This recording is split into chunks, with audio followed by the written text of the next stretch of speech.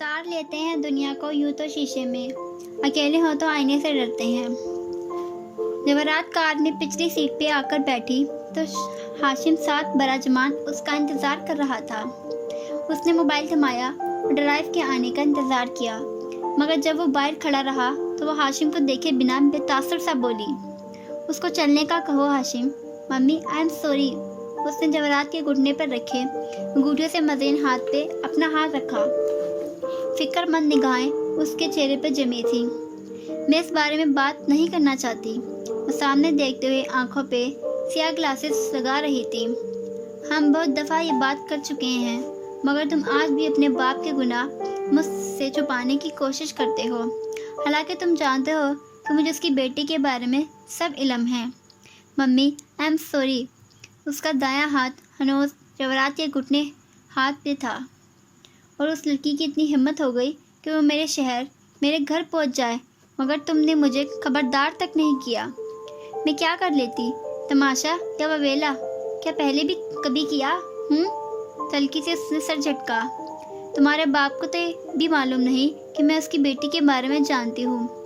Mummy I am sorry. मुसलसल निगाहें उस पर जमाए नरमी से कह रहा था। मुझे हाशिम उस लड़की या उसके किसी मसले से फ़र्क नहीं पड़ता। मैं उम्र के हिस्से से निकल चुकी हूँ जब फ़र्क पड़ा करता था। मुझे कोई परवाह नहीं अगर वो तुम्हारे बाप के कारोबार या इज्जत के लिए खतरा नहीं है। अगर हुई भी तो तुम संभाल लोगे। Mummy I am sorry. वो ज़्यादा नरमी और ज़्यादा आहिस्ता से बोला। जवाहरात ने एक हाथ से ग्लासेस ऊपर सर पे चढ़ाए और आंखें घुमाकर उसे खुफगी और दुख के मिले जुले तासुर से देखा। तुमने मुझे क्यों नहीं बताया कि वो इधर आई है? मुझे क्यों बेखबर रखा? शायद मैं जानती हूँ क्यों। तुम मुझे हर्ट नहीं करना चाहते थे। कहते हुए आंखों में कर्ब की सुर्खी उभरी। Mummy I am sorry. उसने ज़रा सा माँ का हाथ दबाया। जवाहरात नम आंखों से मुस्कुरा दी और दायां हाथ हाशिम के उसी हाथ पर रख दिया। आंखों की खुफकी नरमी में ढल गई। इट्स ओके, मैं तुमसे कभी खफा नहीं हो सकती। वो भी मुस्कुरा दिया, फिर पीछे हुआ, ड्राइव को वापस आने का इशारा कर दिया। मुझे वाकई उस लड़की से फ़र्क नहीं पड़ता। उस वक्त तो सिर्फ यही ख्याल दिल काटता है कि हम दोनों ने जुमर की ज़िंदगी बर्बाद कर दी। मुझे उसका अफसोस है। मजबूरी न होती तो मैं ऐसा कभी ना करता। वो चेहरे पे एकदम उमड़ कर आती तकलीफ को जब से छुपाकर सेल फोन निकालने लगा। मुझे हर रात सोने से पहले जुमर का ख्याल आता है। वह सबकी मुस्तक नहीं थी हाशिम। खैर, अगर आप कभी अदालत में उसके मुकाबले में डिफेंस अटॉर्नी के तौर पर पेश होती तो अपनी इस राय पे नज़रसानी ज़रूर कर लेती। वो बज़ाहिर बशाशत से कहता मुस्कुरा दिया। ड्राइवर दरवाज़ा खोल रहा था। जवाहरात ने ग्लासेस फिर से आंखों पे गिराए और पुरसुकून सी होकर टेक लगा ली। अब सारी दुनिया अपनी मर्जी के रंग में नजर आ रही थी। जुल्म पर सहमी हुई, दुख से मगर दहकी हुई, ऐसी आंखों ही से तूफान उठा करते हैं। 2 माह बाद बड़े अब्बा के लॉन्च कम डाइनिंग रूम में दोपहर के खाने की खुशबू फैली थी। सदाकत मौजूदा दिन से 4 साल कबल काफ़ी दबला पुतला और कम उम्र सा लगता था। ताज़ा रोटी लाकर हॉट पॉट में रख रहा था। सरबराही कुर्सी की जगह बड़े अब्बा व्हील चेयर पर बरजमान थे और गाय बगाएं दाएं हाथ पहली कुर्सी पे सर झुकाकर लुक़्मे तोड़ती जुमर को देखते थे। कुछ कहने के लिए लब खोलते फिर खामोश हो जाते। उसके ऑपरेशन को 2 माह बीत चुके थे और उसकी रंगत तब से इतनी ही जर्द रहती थी।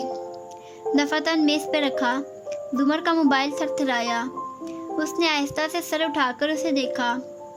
सादी इंग्लैंड मोबाइल कॉलिंग लिखा आ रहा था। बड़े अब्बा ने स्क्रीन नहीं पढ़ी, उसका चेहरा पढ़ा और कॉलर आईडी जान ली। वो बेतासुर निगाहों से मोबाइल को देखती रही और फिर दोबारा लुक़्मे तोड़ने लगी। उनको बेचैनी हुई। फ़ोन बज रहा है। मैं खाना खा रही हूँ। लुक़मा मुंह में रखकर सर झुकाए अगला तोड़ने लगी।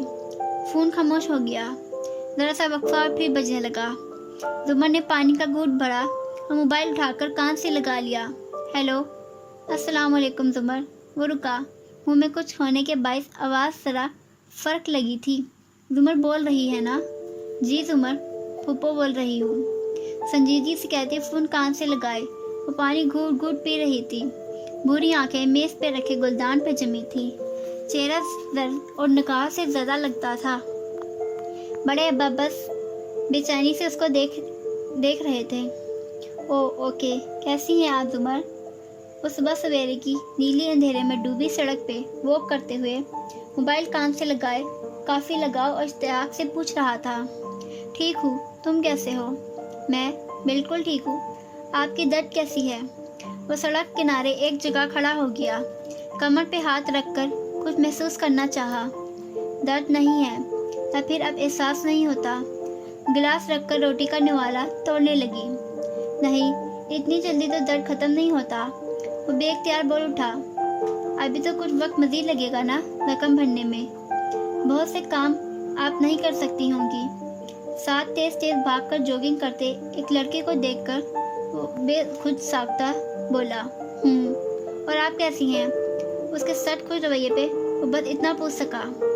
پہلے جیسی ہوں، ابھی کھانا کھا رہی ہوں۔ او ہاں، آپ کی تو دوپہر ہوگی، بڑے ابا جلدی کھانا کھا لیتے ہیں نا؟ وہ خفیف سا ہنسا۔ زمر خاموشی سے نوالا منہ میں رکھ رہی تھی۔ سعدی چپ ہو گیا، پھر دوبارہ کوشش کی۔ میں آج مال جا رہا تھا دوست کے ساتھ، کچھ چاہیے آپ کو؟ صرف سکون، وہ ادھر سے نہیں ملتا۔ وہ پھر چپ ہو گیا، مرجھا گیا، آہستہ سے بولا، چلے آپ کھانا کھائیں، میں فون رکھتا ہوں۔ زمر قدرے وقفے سے اضافہ کیا۔ زمر پھپھو۔ تب احساس ہوا کہ بات کے آغاز میں اس نے کیوں یاد کرایا تھا۔ 21 سال زمر تھی، اب وہ پھپھر بن گئی تھی۔ بھتیجے نے فون رکھ دیا تھا، زمر نے بھی موبائل میز پہ رکھ دیا۔ اس سے کیوں ناراض ہو؟ وہ غور سے اسے دیکھنے لگے۔ میں اسے ناراض نہیں ہوں، وہ میرا بچہ ہے، بچوں سے کون مقابلہ کرتا ہے؟ پھر اس کو یہ کیوں کہا کہ زمر پھپھو بول رہی ہوں؟ اوکے، آپ ہمارا کھانا خراب کرنا چاہتے ہیں تو ایسے ہی صحیح۔ پلیٹ پڑے ہٹائی اور سر اٹھا کر سنجیدگی سے ان کو دیکھا۔ وہ اس وقت کہاں تھا جب میں بیمار تھی؟ میرا آپریشن تھا ابا، ماں نے منگنی توڑ دی تھی۔ ایک اجنبی عورت مجھے گردہ تک دے سکتی ہے، مگر وہ سعدی جس کو میں نے انگلی پکڑ کر چلنا سکھایا تھا، وہ ایک دن بھی میرے لیے نہیں رک سکا۔ وہ میرے پاس کیوں نہیں تھا اس وقت جب مجھے اس کی ضرورت تھی؟ یہ تب کیوں نہیں کہا اس نے جب اس نے فون کیا تھا؟ اس نے گہری سانس لے کر سر جھٹکا، بولی کچھ نہیں۔ تمہیں اصل غصہ اس بات پہ ہے کہ سعدی نے تمہارے مقابلے میں فارس کا یقین کیا، اور اس نام پہ اس کی آنکھوں میں سرخی اتر گئی۔ اگر آپ بھول گئے ہیں تو میں آپ کو یاد کروا دوں کہ فارس کا نام میرے سامنے مت لیا کریں۔ اس نے مجھ پہ گولی چلائی، اس نے میری زندگی برباد کر دی، اور اب بھی وہ آپ سب کو معصوم لگتا ہے۔ زور سے نیپکن پر ہٹایا۔ تو پھر تم اس کے خلاف کیس کو خود کیوں نہیں لیتی؟ اگر اتنا یقین ہے تمہیں اس کے مجرم ہونے کا۔